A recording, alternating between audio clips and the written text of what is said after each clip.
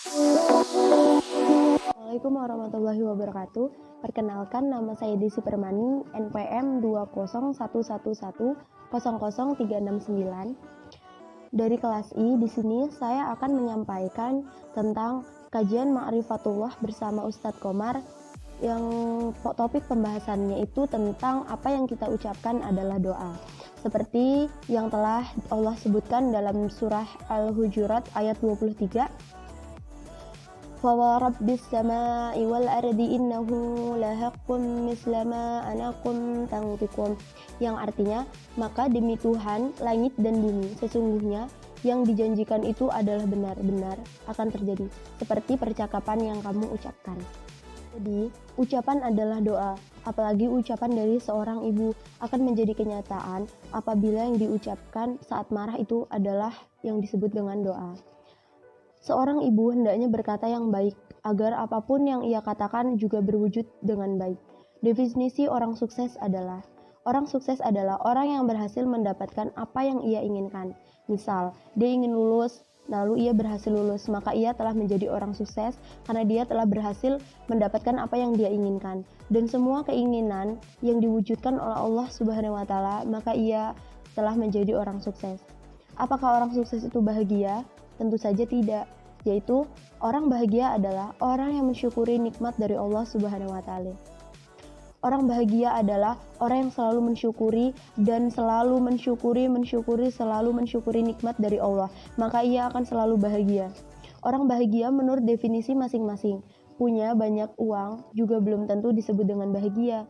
Bahagia menurut diri sendiri, yaitu bagaimana diri dia dapat mencapai kebahagiaan yang ia miliki. Apakah orang bahagia juga disebut dengan orang yang mulia? Belum tentu, karena mulia di mata Allah akan menjadi mulia juga di mata manusia. Namun, jika mulia di mata manusia, belum tentu orang tersebut mulia di hadapan Allah. Orang mulia adalah orang yang dapat membagikan apa yang ia punya dan dapat memberi apa yang ia dapat dan ia sukai.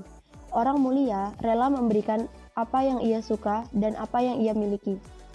Berdoalah menjadi orang yang mulia, karena orang yang mulia adalah orang yang bahagia, dan orang yang bahagia adalah orang yang sukses.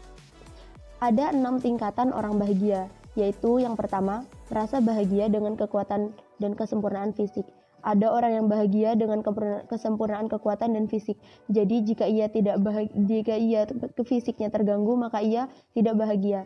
Yang kedua, ada orang yang merasa bahagia dengan kekuasaan. Dengan kekuasaan ia dapat melakukan apa saja yang ia inginkan. Maka orang itu juga bisa disebut dengan bahagia, karena bahagia adalah memiliki definisi diri sendiri. Yang ketiga adalah merasa bahagia jika ia memiliki banyak harta.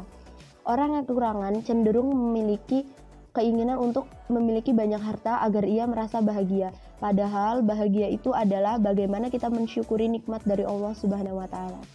Yang keempat adalah merasa bahagia dengan ilmu pengetahuan. Ada banyak orang yang tidak bahagia dengan jika dia tidak memiliki ilmu. Maka dari itu, orang yang memiliki banyak ilmu sudah tentu ia akan bahagia. Yang kelima adalah merasa bahagia jika dekat dengan Allah, yaitu dia akan merasa tersungkur dan dia akan merasa tidak bahagia jika ia tidak dekat dengan Allahnya atau Tuhannya. Yang keenam adalah merasa bahagia dengan kematian. Bagaimana orang itu mempersiapkan kematiannya, karena apapun yang kita lakukan adalah itu cara kita dalam kita menyambut kematian.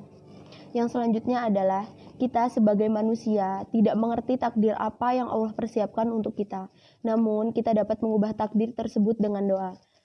Lantunkanlah doa dengan Allah, karena apapun yang didoakan maka akan Allah kabulkan.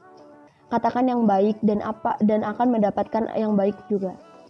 Dan jangan pernah menyalahkan orang lain di setiap masalah yang kita hadapi, karena hidup ini bukan berkaitan dengan orang lain, melainkan tentang perbuatan dan perkataan yang berbalik pada diri kita sendiri.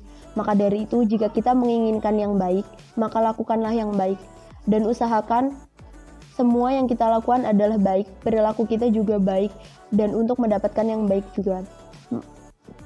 Baiklah, itu tadi kesimpulan yang dapat saya sampaikan. Apabila ada kata-kata atau perkataan yang salah, mohon dimaafkan, dan kepada Allah saya mohon ampun.